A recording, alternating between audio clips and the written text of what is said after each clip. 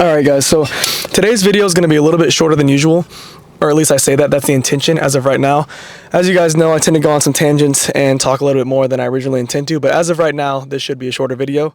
With that being said, the topic for today is how our environment truly affects us in ways that we don't really like to accept. And I also find it strange how there are a lot of ways that we do accept that our environment affects us and influences our life.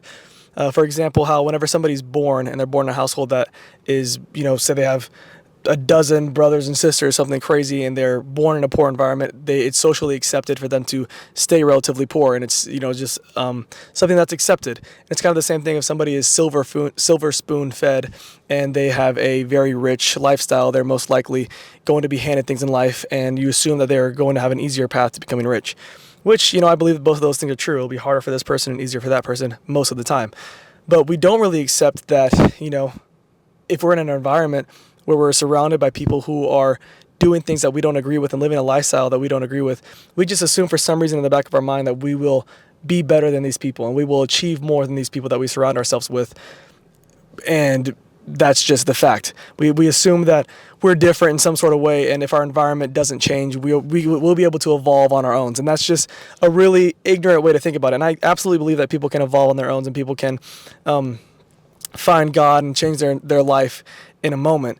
But for the most part, if you're not making any changes to your environment and you're surrounded by people who gamble, do drugs, smoke, do all these things, like, not to say I don't dabble in all these things every now and then. For the most part, I don't, but not to judge anyone, but just getting off the topic. The main thing is it's weird how we accept how a lot of these people are influenced and cultivated by their environment, but we don't want to change our own environment if it doesn't fit our plans. We assume we can stay with the same crowd, we can hang out with these same people, and we'll be able to change and be more successful and be happier whenever that's just not the reality. And it's been proven in multiple studies, and all the data shows that if you stay in an environment that is negative to your life, it's going to impact you in a negative way. And I feel like this is a very I don't want to say obvious topic, but I feel like it's something that a lot of us will hear this and just be like, well, duh. But for the most part, at least even myself included, I would live in this lifestyle and live a certain way and hang out with these certain friend groups and do things that I didn't ultimately agree with, and I wasn't with people that were at the level of success that I wanted to be at. And I would assume that I would somehow break out of this shell and have a life that I want to live without changing any of my habits. If you don't change your habits, if you don't change the people you surround yourself with, if you don't change the environment that you're with, then you're not going to change as a person. And it's going to be more difficult for some people than it is others. Take, for example, the poor family, the poor household. If this guy wants to go change his environment, he grew up in the hood, and he wants to go change his environment, but you're like, how am I going to do that? If you want it bad enough, you can absolutely change your environment no matter what. No matter what. It does not matter. No matter what, you can do it. It might cost you your life. You can at least attempt to try it. It might cost you who knows what, but you can try it. You can try it. And take, for example, this kid is grown up in a neighborhood, and they're trying to, there's a lot of gang violence and all this stuff happening in his neighborhood. If he wants it bad enough, he will walk 10 miles a day to go to a little coffee shop where there are people who are dedicated to pursuing whatever he's pursuing, and he will take the time and effort to try and pursue it.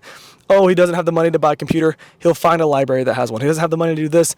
If you want it bad enough, you can achieve it, and you can change your environment. And steps by steps, slowly trying to not be surrounded by this environment that you're surrounded by. If he goes to walk 10 miles, you can say he's wasting his time walking that 10 miles. That's 10 miles, and that's a lot of time and hours that he's spending not in the same environment. And he's changing his mind. He's spending time alone, which is important if you want to change as an individual. So no matter how difficult it might seem, that's what makes your story worth being told. Because something is hard, that's the only reason people are going to be cultivated and captured by the story that you have to tell.